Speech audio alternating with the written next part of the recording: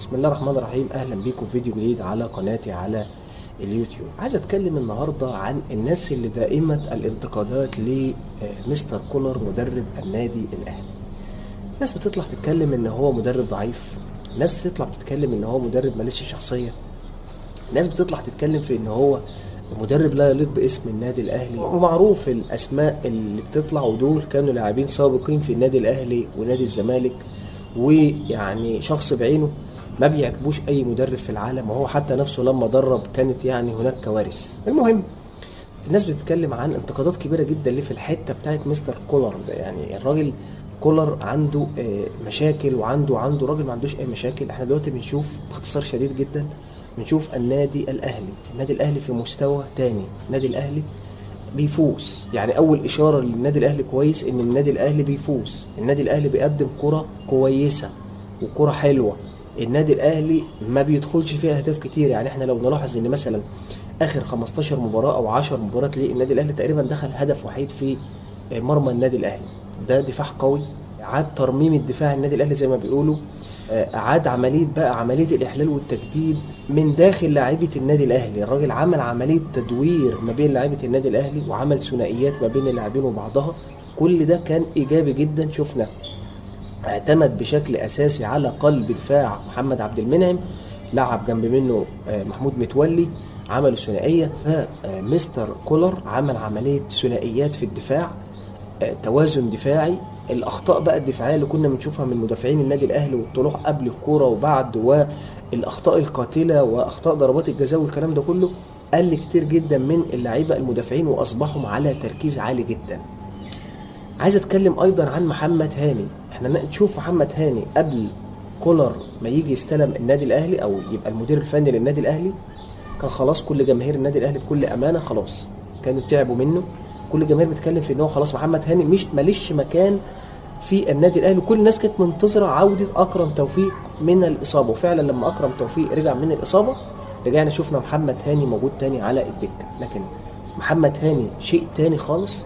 محمد هاني ما اصبحش هاني، بقى اصبح فعلا محمد هاني كابتن النادي الاهلي، يليق بشاره انه يكون كابتن من كباتن النادي الاهلي. بعيدا عن ان هو لاعب خلوق جدا، اصبح يعني قوي في الالتحامات. كان ضعيف جدا في عمليه الالتحام، كان واحد على واحد بيتعدى بسهوله كبيره جدا. عمليه الرقابه كانت عنده ضعيفه جدا.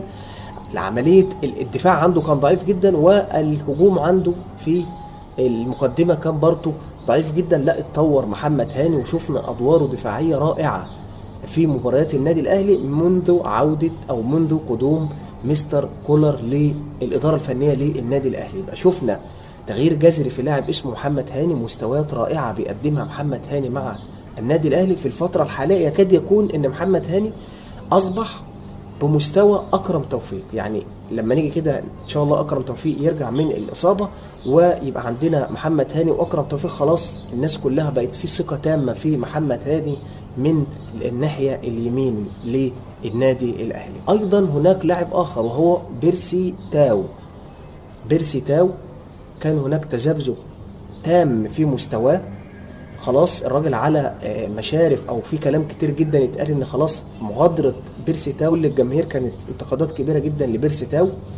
مع مستر كولر شفنا شكل اخر، وشفنا بيرسي تاو النسخه الاصليه، النسخه الانجليزيه، لاعب ادوار في نص الملعب وعمليه الاستلام والتسلم وخلق المساحات وعمليه الافتكاك بالكوره، وايضا الادوار بقى الاساسيه له الناحيه اليمين امام محمد هاني، عامل فيها جبهه رائعه جدا وجبهه مميزه جدا لبيرسي تاو، وضعته في التشكيل الاساسي للنادي الاهلي اللي لا غنى عنه في النادي الاهلي. التشكيل اللي لا غنى عنه لازم في كل مباراه بيرسي تاو هو من اللاعبين والقوام حاليا الاساسي، طبعا في ظل تألقه واحرازه للاهداف في الدوري العام، واحرازه للاهداف طبعا في بطوله دوري ابطال افريقيا. يمكن هو تقريبا 5 أو 6 اسيست في دوري ابطال افريقيا، زائد تقريبا 4 اهداف في دوري الابطال. ودي يعني ارقام بتعبر عما وصل اليه بيرسي تاو مع كولر في الفتره الحاليه. كل ده كل المستوى ده للاعبين، مين اللي عمله او مين اللي صنعه او مين اللي طوره؟ هو كولر. لان كولر مدرب عالمي بيعرف ازاي يتعامل مع اللاعبين، على العكس تماما الناس اللي بتتكلم ان هو واخد الامور ببساطه. لا، ده هو مدرب شديد ومدرب قوي وذو شخصيه قويه مع اللاعبين. وشفنا من الحاجات كمان الرائعه عمليه التدوير بقى ما بين اللاعبين.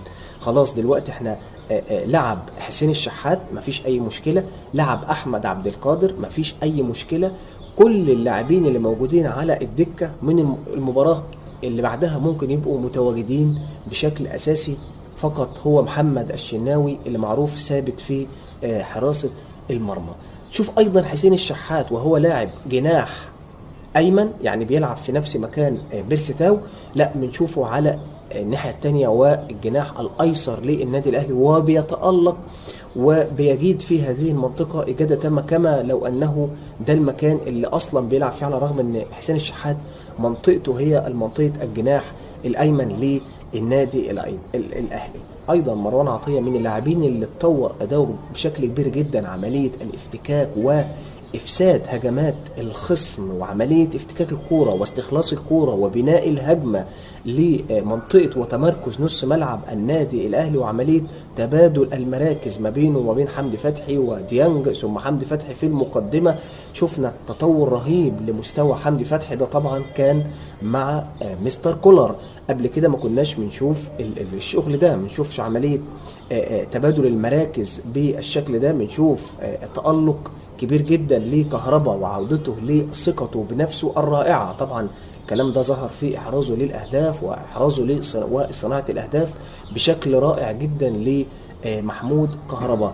كل لاعيبه النادي الاهلي في تألق مع مستر كولر. بعض اللاعبين او يعني لاعب او اتنين من المفروض ان احنا كنا بنعتمد عليهم في التشكيله الاساسيه للنادي الاهلي، ايمن اشرف يعني شبه ان هو مستبعد تماما من القائمه، وايضا برونو صافيو نظرا بقى لظروف لسه الله اعلم هل هيتم الاستغناء عنه في الفتره القادمه مع نهايه الموسم ولا ايه اللي هيتم مع برونو صافيو. لكن كان في تلميحات كده من المدير الفني للنادي الاهلي بان هو يعني ممكن يتم الدفع بيه في المباريات القادمه، نظرا بقى لان النادي الاهلي هيحتاج الفتره الجايه في مباريات في الدوري العام، والاهلي ايضا بيستعد لمباراه نهائي دوري ابطال افريقيا. هنا المباراه الاولى في استاد القاهره الدولي يوم 4 يونيو ان شاء الله الساعه 9 مساء. نتمنى طبعا كل التوفيق للنادي الاهلي، النادي الاهلي يطمن جماهيره في المباراه دي.